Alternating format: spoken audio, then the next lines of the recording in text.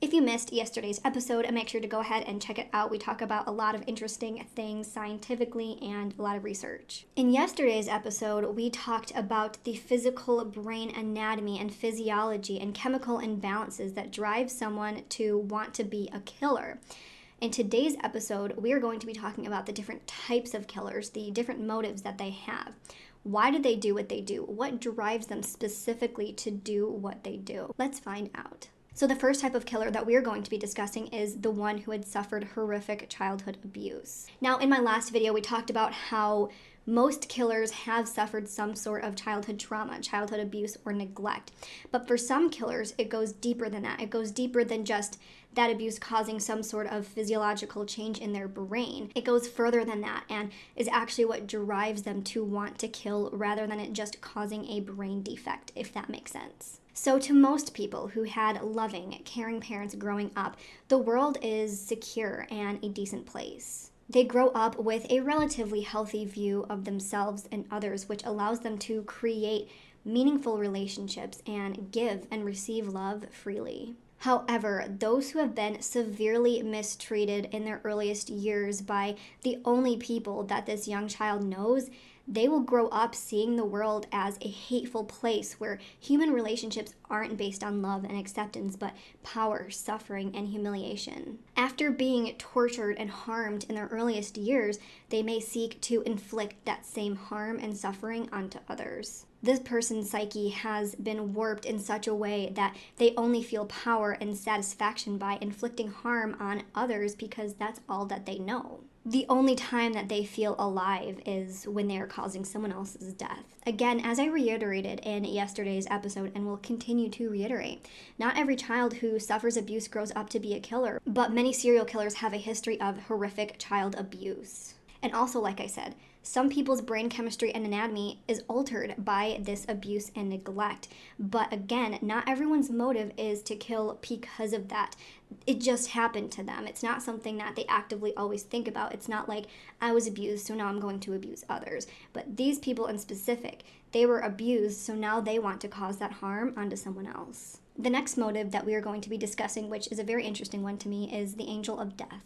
Mercy killers are typically people who are employed in healthcare or caregiver positions and will intentionally harm or kill people under their care. Some of these people are under the delusion that these people are just suffering and are beyond help, so they're better off dead. They use their position of power to take their life away from them. However, not all killers that fall under the category of angel of death are doing it because they just believe that the person is suffering and they want to get rid of the suffering. The sadistic angel of death will try to kill their victim simply as a way of exerting power over their helpless victim. These people most likely lack a feeling of gratitude and power in their normal everyday lives, so they take it out on the helpless people who are under their care. So the last category within this category is the malignant hero. This is where they will endanger the person's life, but nevertheless, they will do everything in their power to try and resuscitate them, or at least try and make it look like they're trying to resuscitate them. Of course, they usually fail, but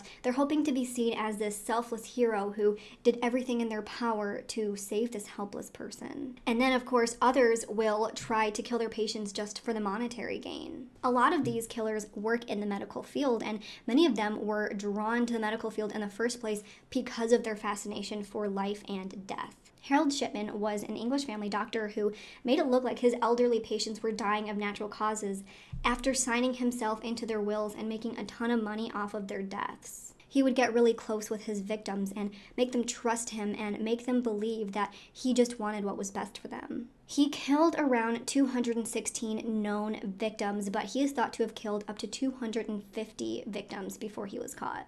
All of this just to make money. Richard Angelo was an American nurse who would inject his patients with drugs, then rush into their rooms to attempt to save them so that the patient's family would see him as a hero. He killed about 25 victims before he was caught. We know a lot about the psyche of killers who grew up with horrific childhoods, but it's not as well known why these killers do what they do. However, there are some highlighted behaviors and signs for healthcare killers, which include a history of mental instability, seeking attention after someone dies, history of difficult personal relationships. They've had problems with substance abuse in their past, and they prefer night shifts where there are less supervisors and are able to kind of predict when a patient is going to die. However, we don't necessarily know the background and histories of why these people become the way that they do and why they have such a fascination with death. The next motive that we are going to be discussing is the need for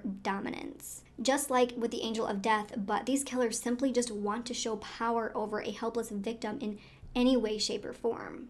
They want to reduce their victims to a complete state of submission. Just like with a lot of killers, the psyche behind a killer who seeks utter dominance is because of severe childhood abuse. They were made to feel helpless, humiliated, and unwanted.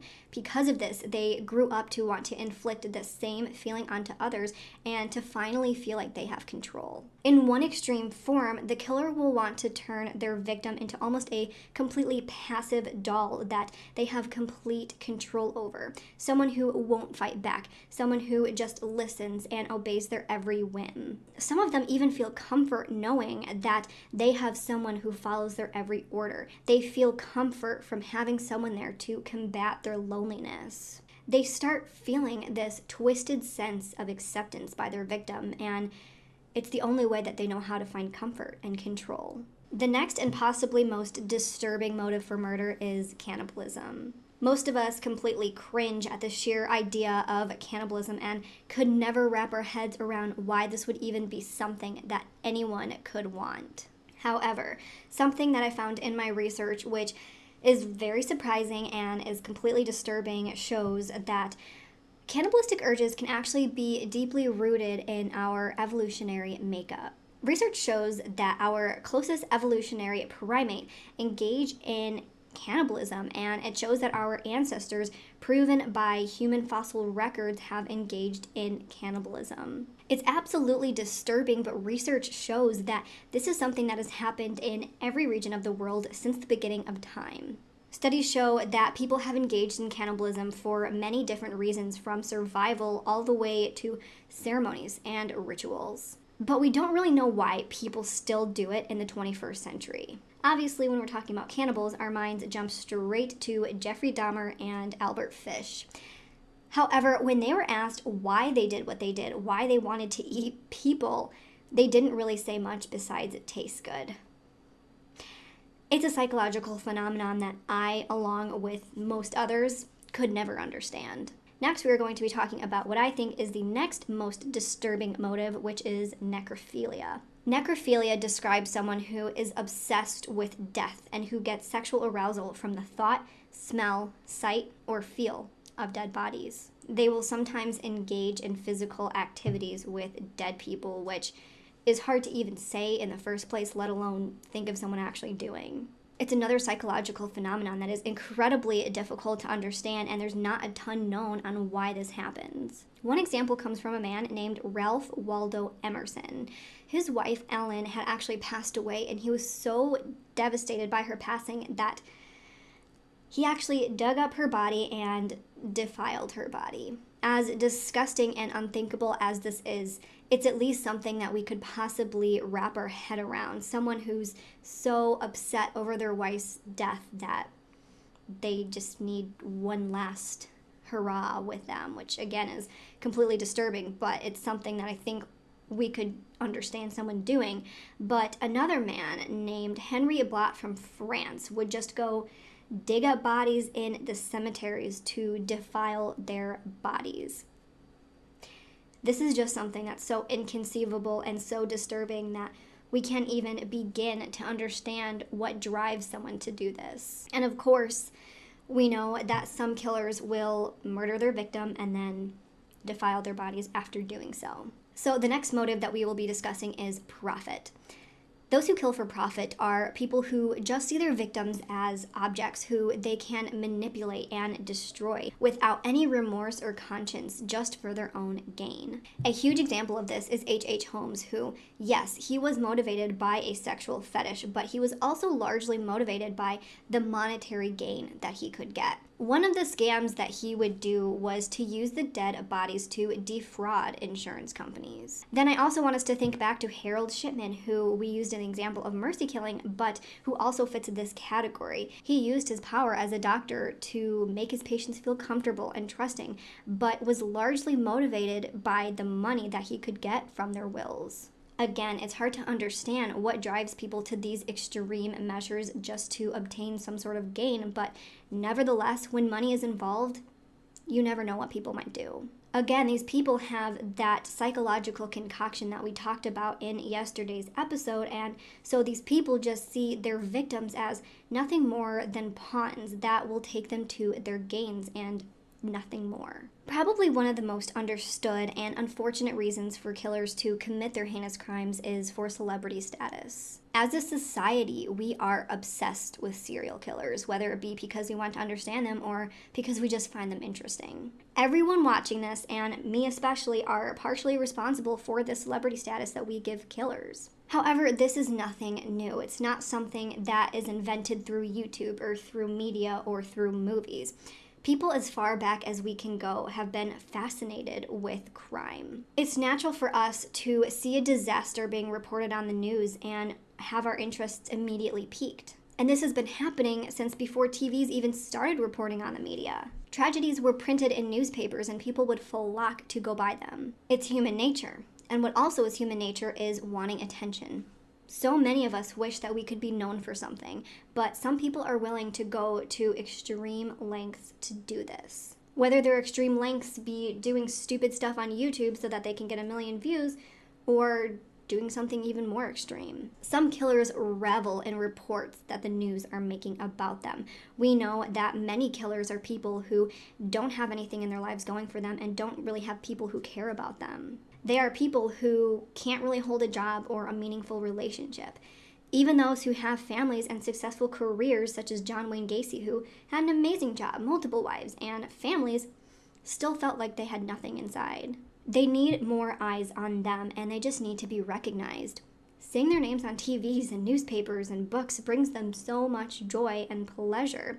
Sometimes, even before they're caught and no one knows who they are, simply enjoy people speculating about them and talking about their crimes that they committed. Murdering people is the only way that they feel that they can make their mark on this world. Many of these murderers are motivated by other things, of course, such as simply a hatred for the world or a specific type of victim, or because they were abused and want to harm others. But either way, these types of killers know that they won't get their name in headlines unless they commit a number of atrocities, and they enjoy the attention that they receive. The pleasure that they get from this attention is more of a secondary gain because, of course, they're first driven by their own dark, sick, psychological issues, but this could also be what drives them to do it more and more and more. So the last motive is really just a blanket motive that we've kind of already touched on more specifically already, but probably the biggest reason for a killer to commit these crimes is out of sexual pleasure. Sexual undertones or overtones are found in almost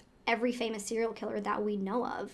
Albert Fish, John Wayne Gacy, Jeffrey Dahmer, these killers all had sexual motive above all else for what they did. Again, most of these killers had traumatizing upbringings. These individuals lack feelings of love, remorse, empathy, or guilt. It takes a high level of arousal for them to feel anything, so it's no surprise that the same goes for sexual arousal. Because they don't feel love or compassion for others and they need such high levels of excitement to become sexually aroused, they end up doing the most extreme and heinous thing a person can do to finally feel gratification. Many of these serial killers started smaller with other types of perversions. This can include maybe stealing panties from an unsuspecting woman, or voyeurism, spying on an unsuspecting victim while they're dressing or engaging in sexual acts themselves. This can grow into sadism, which is enjoying and getting pleasure out of the psychological or physical suffering of others. We see in a lot of killers that they have histories of sadism or early fetishizing behaviors. But of course, this isn't enough for them. They become bored of these smaller fetishes and they need more. They grow and grow until eventually they need to cause the ultimate suffering on their victims to reach sexual gratification.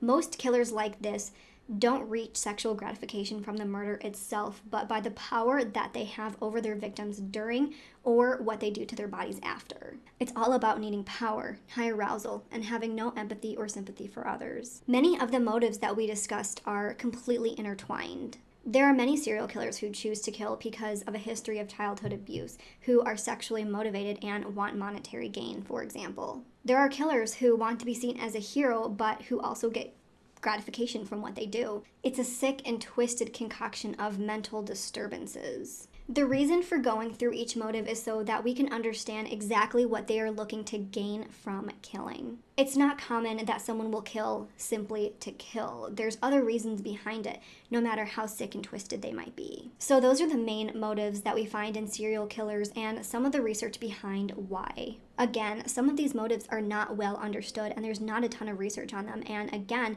one common denominator that we find is a history of trauma. But even then, not all serial killers had a history of a traumatizing upbringing. So there's still so much more research to be done. So that is it for today's episode of our Psychology of a Killer series. In tomorrow's episode, we are kind of going to be going over how serial killers do what they do.